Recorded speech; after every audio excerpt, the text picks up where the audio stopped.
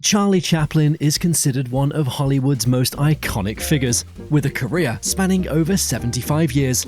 Let's walk down memory lane to some of the most famous residencies he called home.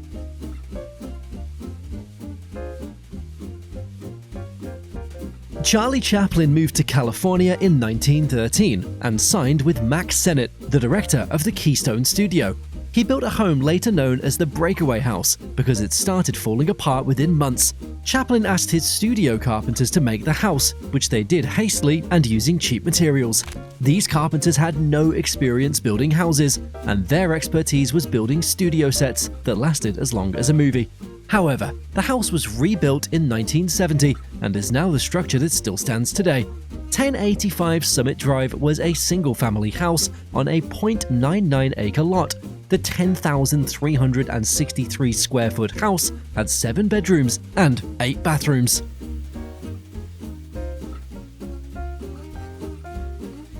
The Patio Del Moro, built in 1926, is a multi-family apartment building in the Harper Avenue Historic District and the Courtyard Thematic District. The area features historic properties that illustrate Spanish architectural styles.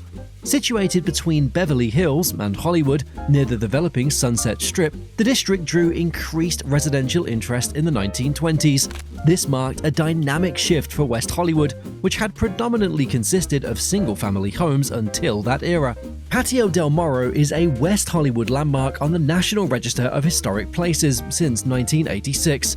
This Spanish Revival courtyard complex features 7 masonette apartments, formerly home to Charlie Chaplin, Humphrey Bogart, Joyce Van Patten, Paulette Goddard, Joan Fontaine, and Suzanne Plachette. Arthur and Nina Zweibel, a husband and wife team, built this storybook complex located just 1 block south of the Chateau Marmont on the Sunset Strip in 1925. The Patio Del Moro, with its distinctive Andalusian and Moorish-inspired architecture, is a sight to behold.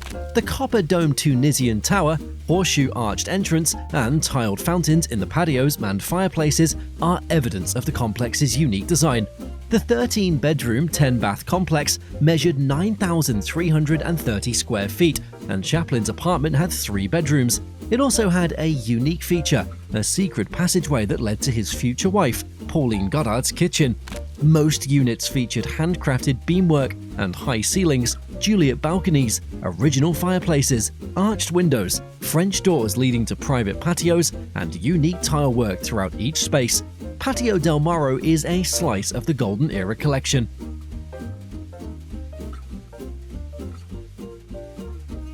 California's population surged in the 1920s, attracting over 2 million new residents due to the bustling oil, agriculture, and entertainment businesses. Many settled in the Los Angeles area.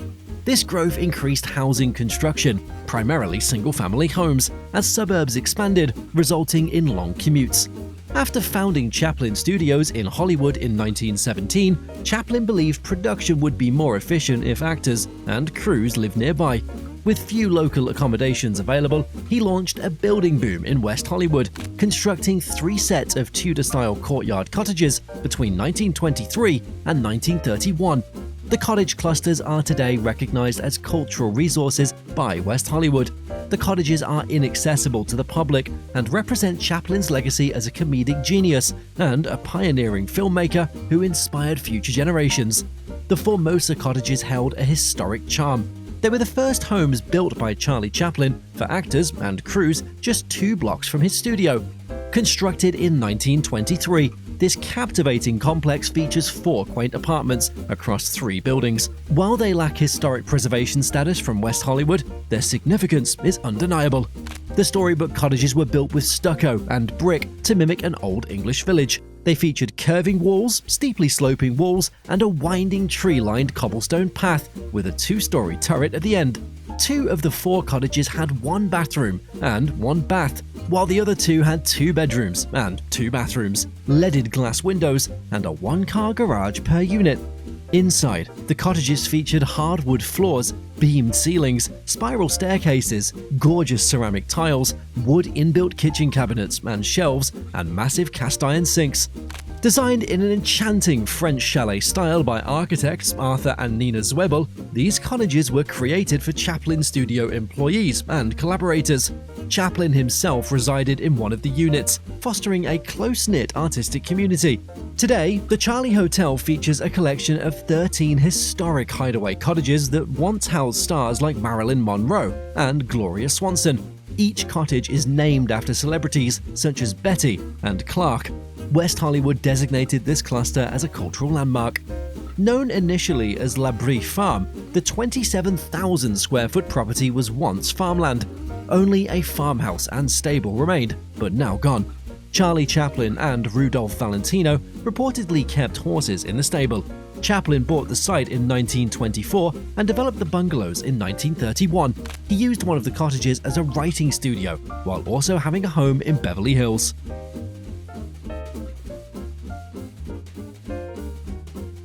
In 1952, Charlie Chaplin was denied re-entry into the United States over allegations of communist sympathies. He and his family took refuge in Cottages on the shores of Lake Geneva, where they settled at the beautiful Manoir de Ban estate. Chaplin spent the rest of his life there, and today, this 10-acre estate is home to Chaplin's World Museum, honoring his incredible legacy in cinema.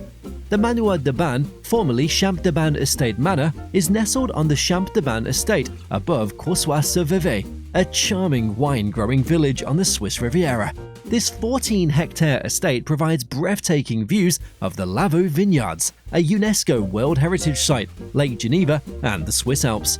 Its location, 9 kilometers from Montreux, 26 kilometers from Lausanne, and 91 kilometers from Geneva, which ensures easy access to major cities and international airports.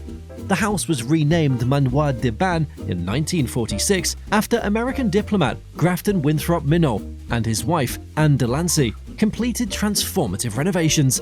It was Charlie Chaplin's home for a quarter of a century, from 1952 until he died in 1977. The property features Chaplin's World, a museum that opened in April 2016, showcasing his life and work. It's a heritage site in the Swiss Inventory of Cultural Property of National Significance. Before this manor, Champ de Ban was a farm. A fountain and a farm building on Fennel Road, which has been altered over the years, still stand on the property. Charles-Émile Henry de Scherer acquired the estate in 1839 and commissioned the building of a neoclassical mansion that was recorded in the land registry in 1841. Architect Philippe Franel, a prominent figure in the Riviera region, created his first plans in September 1839. He designed notable buildings in Vevey, including the clock tower. Trained as both a carpenter and an architect in Basel and Zurich, examples of his work still exist throughout the Riviera. The estate once produced wine, as indicated by the cellars and the environmental report, which reported that the former vineyards were once in the now wooded southern area. The manor stood out with its exceptional architectural detail, including 2 side annexes and roof terraces. The front door was flanked on each side by elegant fluted pilasters. The windows were masterfully decorated with molding, adding to the house's architectural charm. The ground floor had a veranda that extended across the back and sides, offering breathtaking views of the park, lake, and mountains. After its renovation in 1952, the manor became more spacious. It had 19 three-level rooms, providing 1,150 square meters of living space. The basement retained its winemaking cellars, which Charlie Chaplin expertly converted into constant humidity archives to protect his original works. This manor exuded luxury with its stunning marble mosaics, solid wood parquet flooring, and intricate wall carvings. When Chaplin acquired the property, it came furnished with pieces from the Loire Valley and additional furniture transported from California. The property features a farm that existed before the manor and has been altered several times. When Chaplin lived there, it served as staff accommodation, stables, and storage. A 3-car garage built in 1900 was renovated around 1980, and a staff quarter was built above it. The Champ de Ban estate was one of the largest and most attractive parks in the Vaud canton. It covered nearly 14 hectares and lay on a gentle slope toward the banks of Vevey and the Nantes streams. The estate featured a 6.1-hectare park with natural lawns and exotic trees, including maples, beeches, spruces, elms, cedars, and sequoias. An orchard with various fruits bordered the farm, a greenhouse dating from 1965, and a kitchen garden where Chaplin loved to spend time. The expansive grounds were dotted with amenities like a swimming pool, a fountain, and a tennis court. Today, Chaplin's World Museum offers an intimate glimpse into Chaplin's life and has 3 segments: the Manoir, Studio, and Park. The 2-story white building with its pale lime green shutters is inviting and warm, almost as if Chaplin still lives there.